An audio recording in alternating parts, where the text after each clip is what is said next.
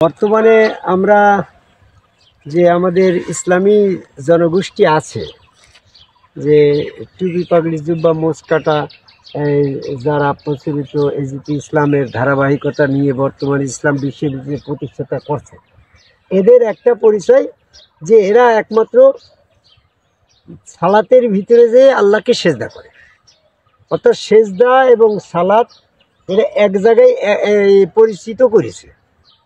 সালাতের বাইরে পৃথিবীর কোথাও আর এরা সেজদা করাটাকে বৈধ মনে করে না। মাসুম, কথাটা তাই তো নাকি ঠিক বললাম?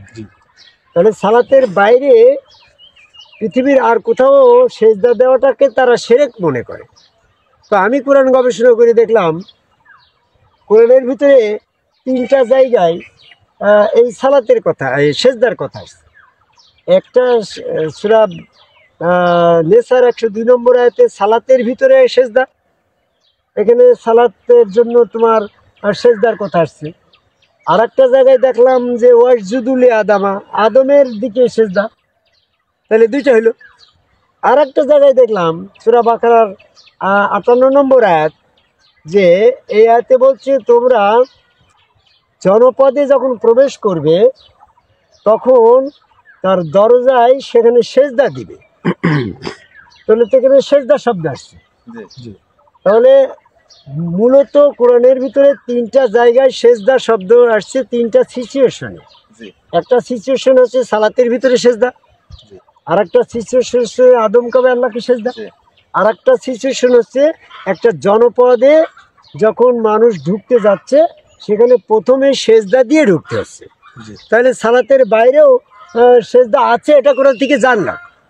আর বর্তমান প্রচলিত এজিপি ইসলাম, টুপি পাগড়ি জুব্বা মোচ কাটা, জামাত ইসলাম চরমোনা, ফুরফুরা, মানিকগঞ্জ, আটটুসি, দেওয়ানবাগ, হিজবুত তাহির, হেফাজত ইসলাম, কাদিয়ানি, 5 ওয়াক্ত জুমাজাবাদধারী মাদ্রাসাপন্থী যারা বলছে যে একমাত্র সালাতের বাইরে কোথাও সেজদা দেওয়া শিরক, হ্যাঁ, এদের কথার কোরআন দিয়ে ভিত্তিহীন বা মিথ্যা বানোয়ার প্রমাণ হইল। দিনের ক্ষেত্রে যারা কোরআনের বাইরেও কোনো কিছুর বিধান ফয়সালা করে তারা জালেম ফাসেক কাফের, সূরা মাইদা 44, 45, 47 নম্বর। তাহলে দেখা গেল যে যারা বলছে যে একমাত্র সালাতের ভিতরেই সেজদা, অন্য কোনো জায়গায় সেজদা দিলে শিরক হবে, এরা ওই সেজদার ব্যাপারে কোরআন ভিত্তিক ফয়সালা দেয় নাই, এজন্য ওরা জালেম ফাসেক কাফের হতে পারে। আমি এই পয়েন্টের পরে কথাটা বলি, যদি কোরআন নামাজের বাইরে অন্য জায়গায় সেজদা দেওয়া শিরক হয়, তাহলে ফেরেশতারা আদমকে সেজদা দিয়ে শিরক করেছে বলে প্রমাণ হয়। আর ফেরেশতারা যদি আদমকে সেজদা দিয়ে শিরক করে, তাহলে শিরক করা অবস্থায় আদম ফেরেশতারা কি করে বেহেশতের ভিতর থাকলো? দ্বিতীয় প্রশ্ন, আল্লাহ কেন আদমকে সেজদা দেওয়া শিরক, এই শিরক কাজের হুকুম করল? আল্লাহ তো শিরক কাজ তো পছন্দ করে না, কারণ শিরকটা তখনই বলা হবে যখন আল্লাহর বিপরীতে পরিবর্তে আরেকটাকে আর কোথাও সেজদা দেওয়া যাবে। তো সেক্ষেত্রে তো আল্লাহ নিজে হুকুম করছে, আমি সেজদার মালিক হয়ে আমি হুকুম করছি আদম কবে আল্লাহকে সেজদা, তাহলে এটাকে তো শিরক বলা বুকামি। কাজে এইটা কখনো শিরক নয়, বরং এটারে যারা অপছন্দ করছে তারা ইবলিসের মতো ওই সেজদা অপছন্দ করে ইবলিসের অনুসারী হয়ে যাচ্ছে। ইবলিস আদমকে সেজদা করাটা অপছন্দ করলো, সে অহংকার করলো, কাফের হয়ে গেল। তো ঠিক বর্তমানে যারা একমাত্র সালাতের ভিতরেই আল্লাহকে সেজদা করা বৈধ, আর পৃথিবীর অন্য কোথাও সেজদা করা শিরক, যেমন আদম সেজদা করা শিরক, বা কোনো জনপদে সেজদা ঢুকতে গিয়ে সেখানে সেজদা করা শিরক বলছে, এইটা হচ্ছে কোরআন বিরোধী কথা। আমি সেটা বলতে চাচ্ছি না। আমি বর্তমানে একটা বিষয়ের পরে টপিক নিয়ে সূরা বাকারা 58 নম্বর আয়াতের দৃষ্টি আকর্ষণ করে, সূরা আলাপের 11 নম্বর আয়াতের দৃষ্টি আকর্ষণ করে, আদম সেজদার আয়াতগুলোর দৃষ্টি আকর্ষণ করে জনপদের মানুষের কাছে এটা বলতে চাচ্ছি। সূরা ইউসুফের 100 নম্বর আয়াতের দৃষ্টি আকর্ষণ করে এটা বলতে চাচ্ছি, এই সমস্ত আয়াতগুলা দিয়ে যে সেজদার কথা বলা হয়েছে, সেই 3 জায়গায় সেজদা হলো, সেজদা হতো একমাত্র আল্লাহকে, আনাল মাজিদুল্লাহ, সমস্ত সেজদা আল্লাহ। তাহলে সেজদার সিচুয়েশন অবস্থান 3 জায়গায় হলেও সেজদার মালিক এক আল্লাহ। যখন সালাতের ভিতরে সেজদা দেওয়া হচ্ছে ওটাও আল্লাহকে দেওয়া হচ্ছে, আদম কবাই যখন আল্লাহকে সেজদা দেওয়া হচ্ছে সেটাও আল্লাহকে দেওয়া হচ্ছে, এবং জনপদের ঢুকতে গিয়ে যে দরজায় সেজদা দেওয়া হচ্ছে সেটাও আল্লাহকে দেওয়া হচ্ছে। তো এই জন্য আমি বেশি আর কথা বলতে চাচ্ছি না। আমার প্রথম কথা হচ্ছে আয়াতের প্রেক্ষাপট কোথায় ছিল, যখন যে পিরিয়ডে রসুল ছিল, যখন রসুল আসছে, এখনও রসুল আছে, এই রসুলের যে জনপদ, সেই জনপদের সেই দর্শনের যে ফিলোসফিতে সেই দলভুক্ত হতে গেলে তখন সেই রসুলের কাছে সেজদা দিয়ে ওই দলভুক্ত হতে হবে। রসুল ছিল এই জনপদের দরজা। যেমন হজরত আলী ওই জনপদের জন্য ওই নবীর দরজা, নবীর জগতে, নবীর শহরে, নবীর জনপদের ওই গ্রামের ভিতরে ঢুকার দরজা ছিল হজরত আলী। নবী ফতার পরে ওই জগতে যে কেউ ঢুকতে চাইছে হজরত আলীর ওই দরজায় সেজদা দিয়ে, হজরত আলীকে সেজদা দিয়ে নবীর দরজায়, নবীর জ্ঞানের শহরে প্রবেশ করতে হবে। এজন্য এই ব্যাপারে একটা হাদিসও আসছে, যদিও আমি হাদিসটাকে এইভাবে বলি না।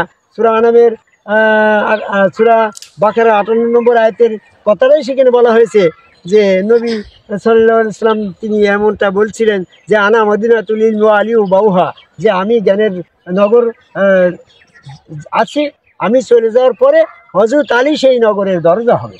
অর্থাৎ সেই নগরে ঢুকতে গেলে সেখানে সেজদা দিয়ে ঢুকতে হবে। সূরা আনা বাকারা 58 নম্বর আয়াতে এই জগতের কথা বলা হয়েছে। যখন একটা জায়গায় একটা জনপদে রসুল আসছে, সেই রসুল যে দিন প্রতিষ্ঠিত করার জন্য যে জনপদ তৈরি করেছে, যে জনগোষ্ঠী তৈরি করেছে, সেই জনগোষ্ঠীর ভিতরে ওই রসুলের দলভুক্ত হতে হলে রসুলের হাত আল্লাহর হাত, রসুলের পা আল্লাহর পা, রসুল স্রোতে আল্লাহ বিশ্বাসে সেখানে সেজদা দিয়েই ওই জনপদে ঢুকতে হয়েছে গো মাসুম। কথাটা এমনটাই। বর্তমানে যার যার গুরু তার রসুল, এই আদম কবে সেজদাকারীগণ এই রসুলের জনপদ, এটা একটা জনপদ। আর 5 ওয়াক্ত এরা রসুল ভক্ত, গুরু ভক্ত। আর 5 ওয়াক্ত জুমা জামাতধারী তাবলিগ আলা জামাত ইসলাম চরমনায় ফুরফুরে, এরা হচ্ছে 5 ওয়াক্ত নামাজের ভক্ত। ভক্ত কিন্তু দুই রকম, এক রকমের ভক্ত হচ্ছে গুরু ভক্ত, রসুল ভক্ত, আর একটা হচ্ছে 5 ওয়াক্ত নামাজের ভক্ত। আবার এই আকাশালী এই আজান দিলি দৌড় দি মসজিদ, এগুলো আসলে নামাজের ভক্ত নাকি? আর নামাজের সময় আজান দিয়ে দৌড় দি মসজিদে যেতে হবে তোমার গুরুকে বাদ দিয়ে, রসুলকে বাদ দিয়ে, এমনটা তো কোরআনে বলে নেই। এই জন্য যার যার গুরু তার রসুল, রসুল শরীয়তে আল্লাহ বিশ্বাসে সেজদা ভক্তির এই জগতে, এই দরজায়, এই জনপদে ঢুকতে গেলেই গুরু পদে বায়াতের সময় সেজদা দিয়েই এই জনপদের নগরে এই ফিলোসফিতে ঢুকতে হবে। এই জগতে যারা এখনো ঢোকে নাই, তা যেমনটা কারবালার সময় হুসাইন এজিদকে বলা হলো তুমি হুসাইনের কাছে সেজদা দিয়ে, হুসাইন হচ্ছে ওই নবীর শহরের দরজা। হ্যাঁ, ওই শহরে ঢুকতে গেলে হুসাইনকে সেজদা দিয়েই তোমাকে বায়াত হয়ে ওখানে ঢুকতে হবে। এজিদ সেটা সীমা লঙ্ঘন করলো, সে সেজদা করলো না, সে সীমা লঙ্ঘনকারী হয়ে গেল। বর্তমান সমাজে যারা এখন এই হুসাইনি সিলসিলা, হজরত আলী সিলসিলা, চিশতিয়া, কাদরিয়া, যে সমস্ত আদম কবাই সেজদাকারী সম্মুখ গুরুগণ আছে, এদের এটা একটা জনপদ। এই জনপদে ঢুকতে গেলেই যে কোনো একটা গুরুর কাছে সেজদা দিয়ে, ওই গুরু হচ্ছে দরজা, ওইখানে সেজদা দিয়েই তোমাকে ঢুকতে হবে। সূরা বাকারার 58 নম্বর আয়াতে দৃষ্টি আকর্ষণ করে পৃথিবীর সকল মানুষকে এই রসুলের জ্ঞানের দরজায়, আল্লাহ পাকের জ্ঞানের শহরে ঢুকতে গেলে গুরু নামের রসুল, ওই রসুলের কাবায় আল্লাহকে সেজদা দিয়ে ঢুকতে হবে। তা না হলে কেন এটা বলা হয়েছে সূরা বাকারা 58 নম্বর আয়াত, যে এই আদম সেজদার এই দরজা দিয়ে শয়তান কখনো ঢুকবে না। এই নগর, এই জনপদটাকে শয়তান মুক্ত করতে গেলে এই আদম সেজদার ভিতর দিয়ে ঢুকতে হবে। যেমন চিশতিয়ার কাদিয়ার ভিতরে যে সমস্ত গুরুগণ আদম সেজদা করছে, এরা শয়তান মুক্ত। এই শয়তান মুক্ত নগরে ঢোকার জন্য যার যার গুরু তার রসুল আদম কবে সেজদাকারী সমগ্র রসুলের কাছে বায়াত গ্রহণ করে সেখানে সেজদা ভক্তি দিয়ে সেই নগরে ঢুকে সূরা বাকারা 58 নম্বর আয়াতে দৃষ্টি আকর্ষণ করে বলছি, যারা এখন ওই জামাত ইসলাম চরমনা, ফুরফুরা, মানিকগঞ্জ, আটরশি, দেওয়ানবাগ, হিজবুত তাহির, হেফাজত ইসলাম, এই আদম সেজদা বিরোধী দলের অহংকারী, এরা কাফের। এরা কোরআন মোতাবেক বিধান ফয়সালা দেয় না, এরা মন গড়া ফয়সালা দেয়, এজমা কিয়াস ফতোয়া হাদিস নিয়ে মোচ কেটে ফেলে। এই এজমা কিয়া হাদিস পরিত্যাগ করে কোরআন মোতাবেক চলা বলার এই পথ, এই কোরআনের আদম সেজদার মত পথে আসার আহ্বান করি আমার কথা শেষ করে জয় করি।